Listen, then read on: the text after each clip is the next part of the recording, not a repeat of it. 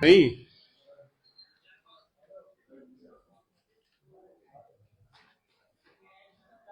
जब से मनुष्य ने होश संभाला, व्यापारिक प्रक्रिया तब से शुरू हुई थी। अंतर्राष्ट्रीय व्यापार आजादी से पहले भी चलता रहा, आजादी के बाद भी चल रहा था।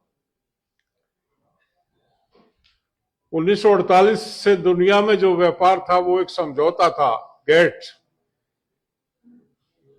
जिसके माध्यम से दुनिया में एक देश से दूसरे देश के बीच में व्यापार चलता था।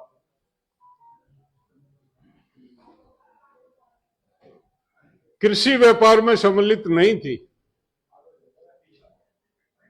कृषि उस समझौते से बाहर थी। यूरोप के जो देश, जिनकी जनसंख्या कम है, जिनके पास क्षेत्र ज्यादा उपलब्ध, दुनिया की 7 अरब की आबादी में 3 अरब आदमी केवल 2 मुल्कों में, चीन और हिंदुस्तान में। दुनिया की 45% आबादी 2 देशों में रहती। 200 से ऊपर मुल्क हैं, केवल 2 देशों में आधी से 45% आबादी है।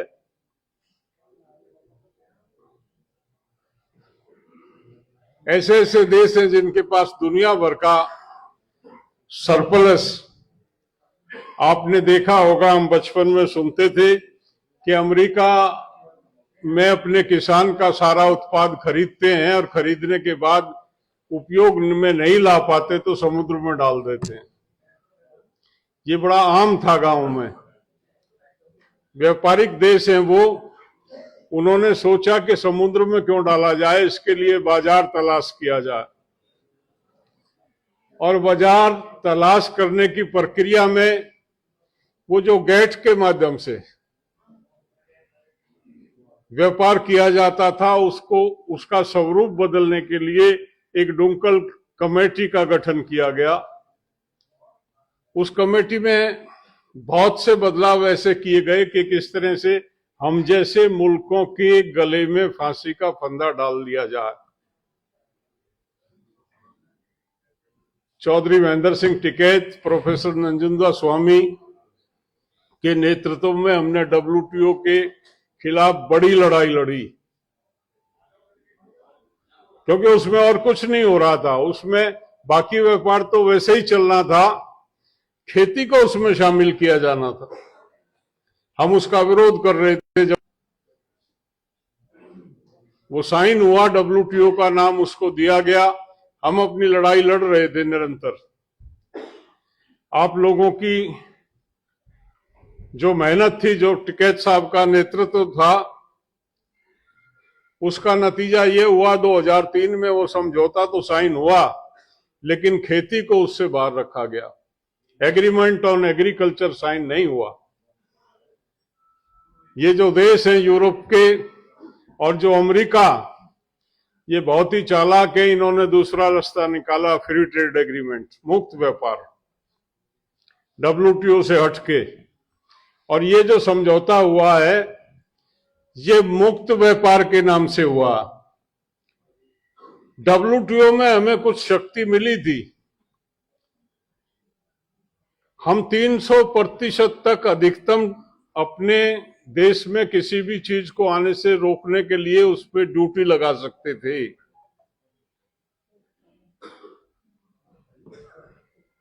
वो शक्तियां जो हमको मिली थी,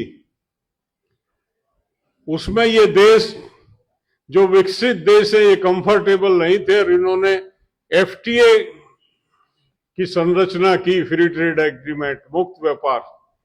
और मुक्त व्यापार में ये डाला गया कि ड्यूटी 0 की जाएगी।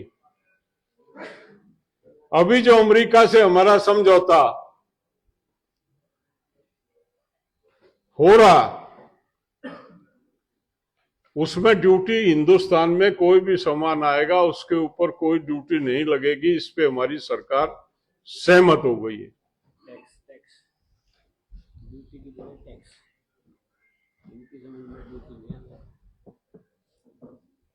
तो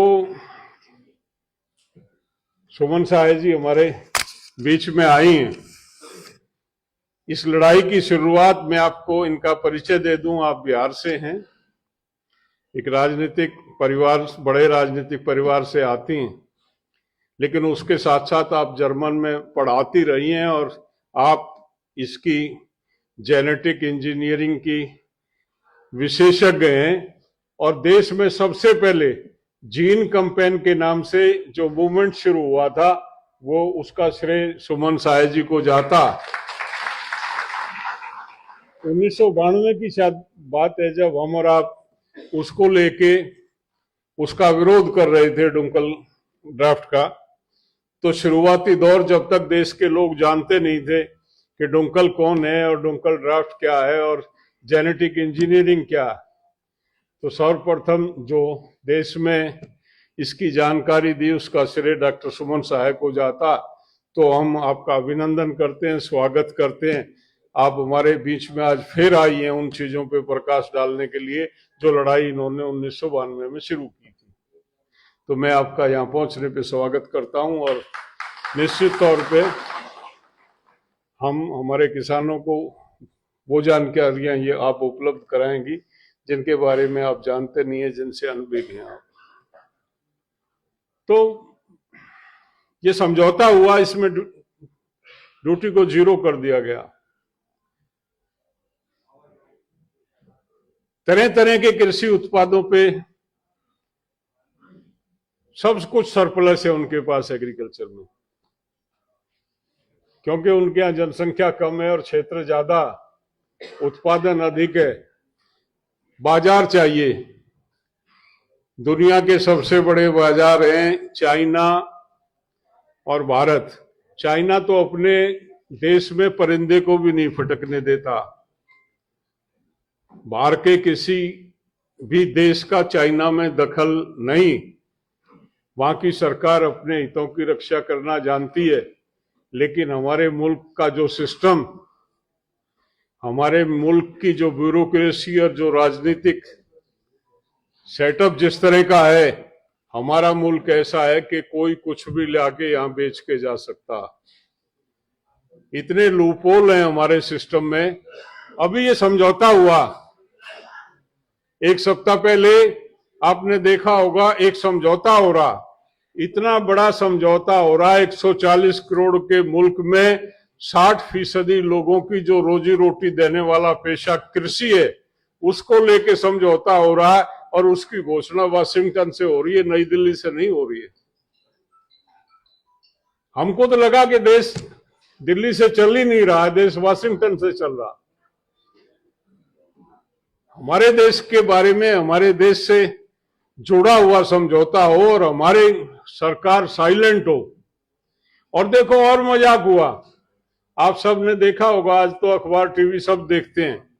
समझौते के बारे में किसी को नहीं पता था क्या हुआ, समझौते के बारे में बताया भी नहीं जा रहा था, लेकिन प्रधानमंत्री अपने तमाम गुलामों को लेके खड़े होकर ताली बजवा रहे थे और अपना स्वागत करा रहे थे। कितनी शर्मिंदगी की बात। स्वागत होता कोई काम करके, देश को यही नहीं पता कि क्या काम किया हमारे प्रधानमंत्री ने, और वो अपना स्वागत करा रहा। शर्म आनी चाहिए, थोड़ी बहुत सोचना चाहिए। पहले देश को बताओ ना, आपने कौन सा तीर चलाया। आपने देश के तमाम किसानों को अमेरिका में गिरवी धर दिया, और वो सांसद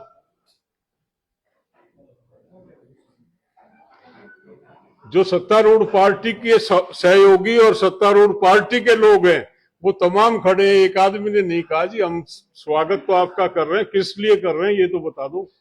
किसी ने नहीं पूछा। प्रधानमंत्री कह रहा है मेरा स्वागत कर दो, तो वो स्वागत कर रहे हैं। ये इस देश का सिस्टम, ये इस देश का चरित्र है। कहां पहुंच गए हम।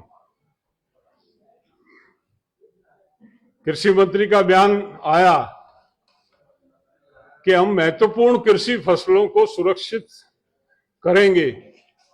कौन सी महत्वपूर्ण फसल है कृषि मंत्री साहब बताएं। और कुछ महत्वपूर्ण फसलों को क्यों सुरक्षित करेंगे। हम 400 फसल पैदा करते हैं, 400 फसलों की सुरक्षा की गारंटी देना सरकार का दायित्व बनता। कुछ को क्यों करेंगे, 100% फसलों को सुरक्षित क्यों नहीं करेंगे? बयान हमारा कृषि मंत्री का पढ़ा है आपने। कुछ फसलों को सुरक्षित करेंगे, इस तरह का उन्होंने बयान दिया।